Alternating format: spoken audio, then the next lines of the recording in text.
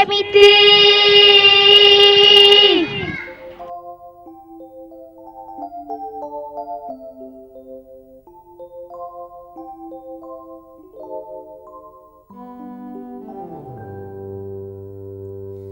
Padamu Tuhan, ku mohon kasih sayang yang dalam, karunia-Mu senantiasa memberi damai dunia. Padamu ku serahkan, padamu ku pasrahkan. Padamu ku bersujud, hanya padamu ya Ilahi.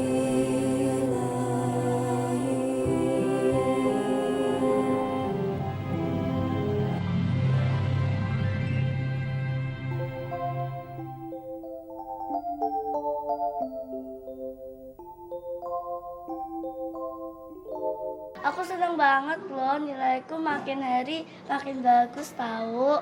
Kemarin waktu ulangan aku dapat 80, tapi sekarang aku dapat 85, alhamdulillah. Nilaiku kok nggak naik-naik ya, padahal BBM udah naik loh.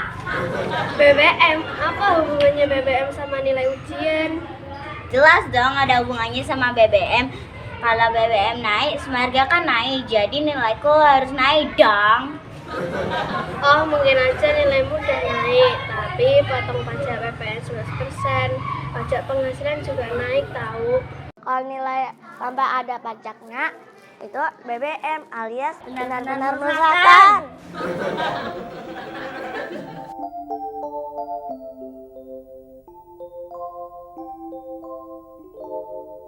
Aslinya aku sedih karena harus remedi, tapi begitu tahu kalau kamu juga remedi, aku malah jadi seneng.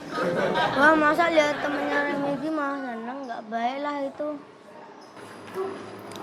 Maksudku aku seneng saat ada temennya pas remedi gitu. Banyak yang nasib dan kita harus cari cara agar remedi kita sukses. Jangan sampai nilainya tambah hancur. Aku punya ide. Gimana kalau saat kita remedi matematika, teman-teman kita suruh pakai smartwatch, kan ada kalkulatornya. Tinggal hitung, ketemu di hasilnya. Matematika itu mudah dan menyenangkan, bukan? Bukan. Kalau ngasih saran yang bener dong, Zaf. Selain curang, memakai smartwatch itu juga dilarang di sekolah. Karena tidak sesuai dengan budaya sederhana. Sampai di sini paham? A'udzu billahi minasyaitonir rajim. Bismillahirrahmanirrahim.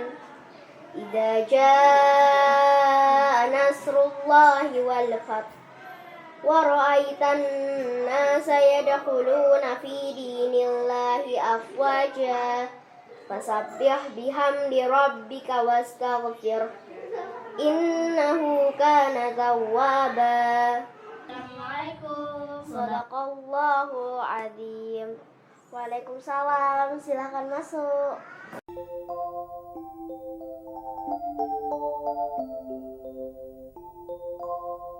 Kenapa ya nilai matematika aku gak bisa KKM? Padahal aku sudah belajar rajin ya. Ya mungkin kamu kurang teliti aja, sebab yang namanya matematika salah titik atau koma saja bisa fatal. Bener tuh Bar, apalagi kan namamu Aljabar. Aljabar adalah nama yang menyebut ilmu perhitungan. Masa kamu nggak bisa matematika? Kan aneh. Ya udah tahu. Hasil ujian di kelasmu sudah dibagikan belum, Luna?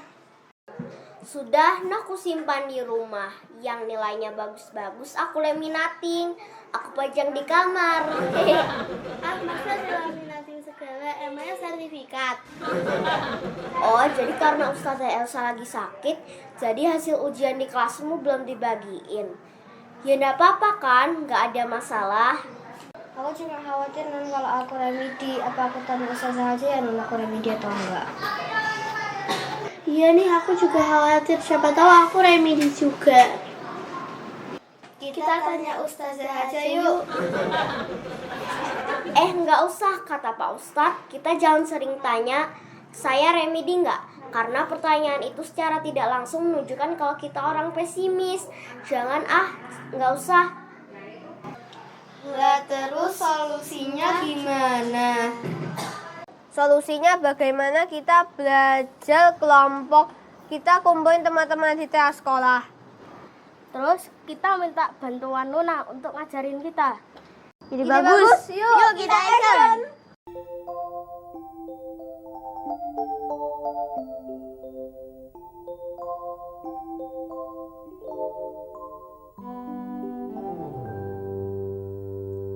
Kansa, kamu nanti sore jadi ikut kerja kelompok nggak sama teman-teman? Ingin sih ikut bahasa, tapi aku harus jagain adikku. Ya nggak apa-apa, adikmu diajak sekalian aja. Kamu mau ikut? Iya kak, aku mau di rumah bosen. Ya udah, sampai ketemu nanti sore ya.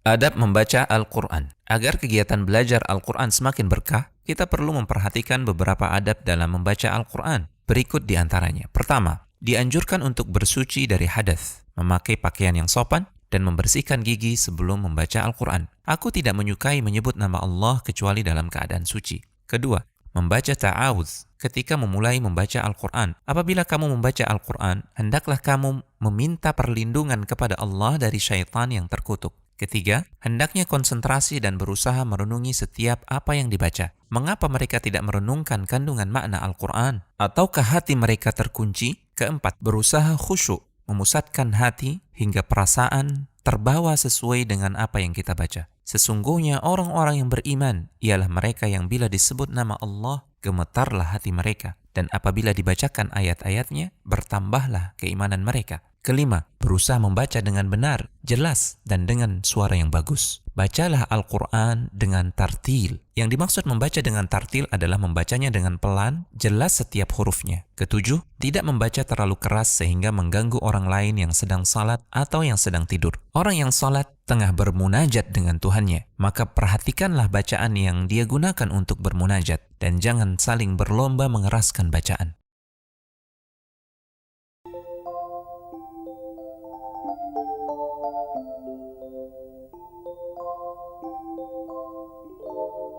Nanti sore kita ikut belajar kelompok yuk.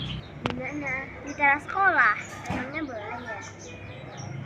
A few moments later.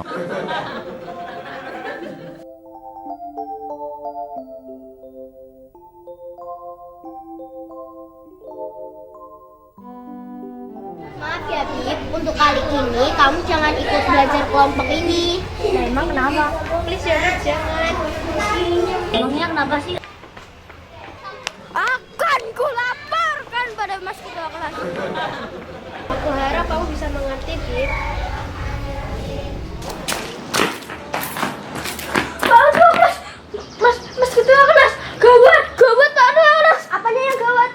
Ini namanya diskriminasi. Diskriminasi, emangnya ada apa? Baik teman-teman, sebelum kita mulai belajar kelompoknya, kita berdoa dulu ya. Sikap berdoa. Tangan diangkat, berdoa mulai. A'udzu billahi robba wa bil islami dina wa bi muhammadin nabiyya wa rasulah. Rabbi ridani ilma warzuqni fahma. Amin. Stop.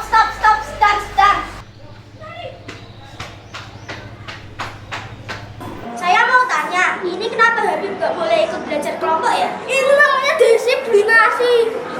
diskriminasi. Coba jelaskan kenapa? Jadi begini mas ketua kelas, waktu ulangan matematika Habib dia tidak masuk, jadi dia ulangan susulan. Jadi kalau dia ikut sama saja bocorin soal. Kan kita mau membahas soal ujian kemarin. Oh alah ya Allah, benar begitu Habib. Ya mas ketua kelas. Oh ya sudah, benar kalau gitu. Lain sekali kamu Dimas kalau ngasih informasi itu yang lengkap. Kalau nggak lengkap jadinya salah paham begini, paham? Siap, maafkan saya, Pak Ketua Kelas. Ya, ini pembelajaran untuk kita agar menjadi lebih